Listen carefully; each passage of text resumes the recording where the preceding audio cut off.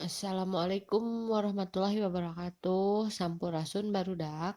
Patepangdeui sareng Ibu dina pangajaran basa Sunda. Ayeuna Ibu bade madarkeun ngeunaan biantara, tapi sateuacanna nyuhunkeun dihapunten lamun sora Ibu bindeng kieu karena nuju emplu nya jalaran nuju plu. Mudah-mudahan masih ka kuping jelas. Oke, ayeuna urang madar ngeunaan perkara biantara.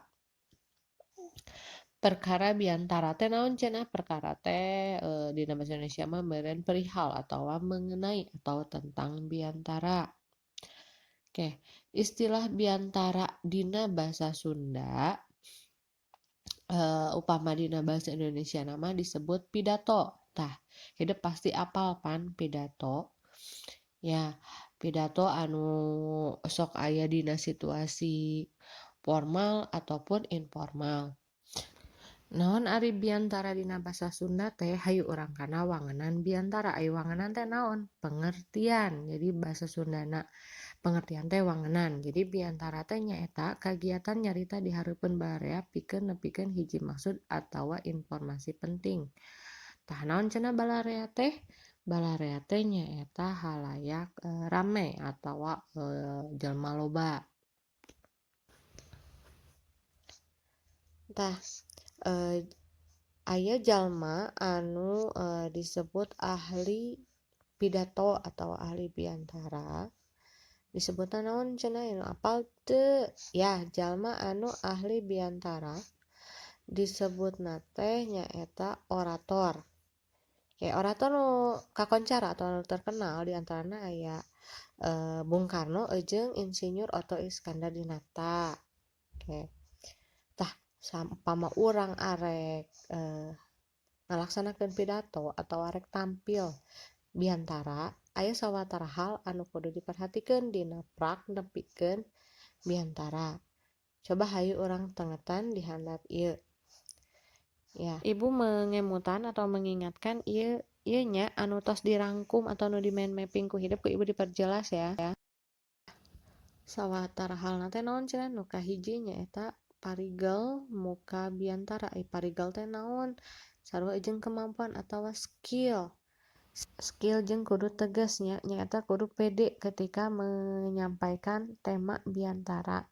Nu kadua nyaeta kudu eces nepikeun eusi biantara. Eces teh naon? Eces teh jelas. Jadi eusi teh ditepikeun jelasnya. Biasana mah direumbeui ku babasan jeung paribasa. Direumbeui teh ditambahan. Nu katilu nyaeta ngentep seureuna nyarita sing ngaruntuy. Naon ngentep seureuna teh? Sistematis. Nyaritana sing ngaruntuy. Jadi tong acok-acokan ti mimitis. Jadi strukturna teh kudu jelas ti mimitis salam bubuka jeung sajaban. Nu kaopat aya rengkak, pasemon jeung lentong. Ari rengkak teh naon? Rengkak teh gestur, pasemon teh naon? Ekspresi jeung lentong teh naon? Lentong intonasi. Jadi pasemon rengkak jeung intonasi teh kudu sesuai entong ayeuna pidatona ngeunaan semangat ari gerak tubuhna, lentongna jeung pasemonna ekspresina beda kitu tah nya. Terus nu kalima aya sorot panon diusahakeun sumebar ka pamiarsa. Jadi kudu aya eye contact jeung penonton gitu kan ya. Terus nu kagenep aya gaya basa kudu pikatajieun. Pikatajieun teh jadi membuat orang tertarik. Nu katujuh kudu bisa ngaluyukeun eusi biantara nu ditepikeun jeung tingkat intelektualitas pamiarsa entong ayeuna temana ngeunaan narkoba tapi pamiarsana budak SD jadi kudu sesuai gitunya. Ya, nu terakhir aya parigel dina nutup biantara. Biasa namanya sok dipungkas atau diakhiri ku menta hampura bisi salila biantara atau pidato aya kekecapan anu nyinggung penonton ya eta di akhir panutup. Oke, salajengna urang kana bahasan atau pedaran tina struktur biantara. Struktur biantara sami jeung anu aya dina struktur pidato. Ya, contohna nu kumaha? Misalna, Assalamualaikum warahmatullahi wabarakatuh atau selamat pagi wilujeng enjing sampurasun eta asupna kana naon? Pasti hidup tos apal. Lamun misal puja dan syukur kehadirat Allah Subhanahu wa taala mari kita panjatkan eta kaasupna kana naon tah pasti hidup geus apal nya mana salam bubuka bubuka terus runtuyan eusi biantara nya runtuyan eusi geus puguh nya ari eusi mah nya eusi anu rek ditepikeun terus salajengna aya panutup jeung terakhir aya salam panutup pastilah hidup geus leuwih apal ngeunaan struktur biantara atau struktur pidato tah salian ti struktur pidato nya anu bade dibahas deui teh nyaeta aya padika jeung gaya biantara gaya gaya biantara teh jadi cara ngabawakeun cara menyampaikan atau cara nepikeun biantara upama disawang tina cara nepikeunana biantara teh biasana dipasing-pasing kana opat padika dipasing-pasing teh naon dibagi nya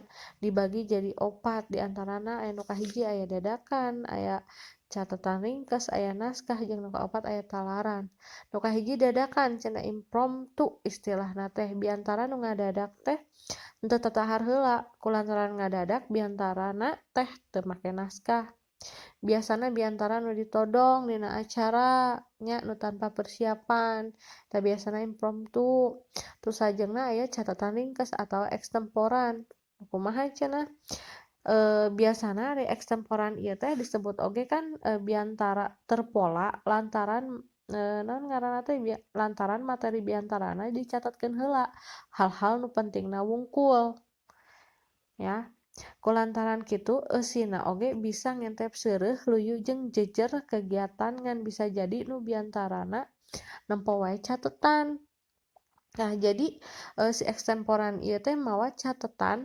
poin-poinna hungkul anu rek ditepikeun beda jeung impromptu ya terus nu salajengna aya naon gaya biantara naskah atawa nu disebut istilahna manuskrip geus puguh ieu mah nya maca naskah biantara ieu biasana sifatna resmi atawa formal kulantaran dijieun naskahna tangtu tujuanna pikeun ngurangan kasalahan nu kaopat aya talaran atau memoriter nu biasa dipake keur lomba atau pasang giri ya jadi kudu diapalkeun sesuai jeung ngaran istilahna talaran kudu ditalar tapi tetep beda jeung impromptu ari impromptu mah kan dadakan tanpa naskah ari talaran mah make naskah tapi diapalkeun terus salajengna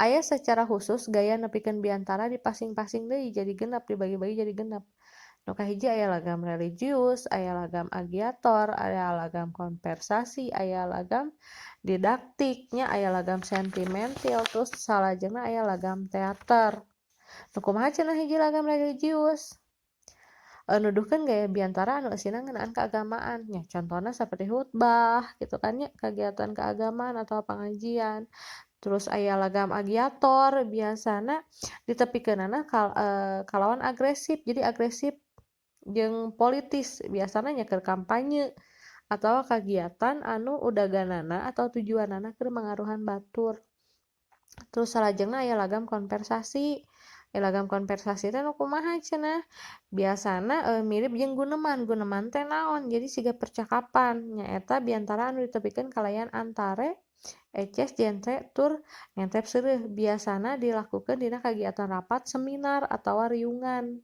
ya terus salajengna aya lagam didaktik nu kumaha lagam didaktik teh nyaeta biasana antara guru jeung siswa karena didaktik teh gayana atikan mendidik salajengna lagam sentimental dina kabungah atawa kasedih biasana sok aya dina acara hajatan atawa anu maot terus nu kagenep aya lagam lagam teater biasana sok dipakena ku artis dina pagelaran drama tah barudak mung sakitu penjelasan ti ibu padaran ti ibu mugi aya mangfaatna hapunten bilih seueur kalepatan pastina seueur kalepatan jeung kakuranganana mugia seueur ngahampunten sadayana hatur nuhun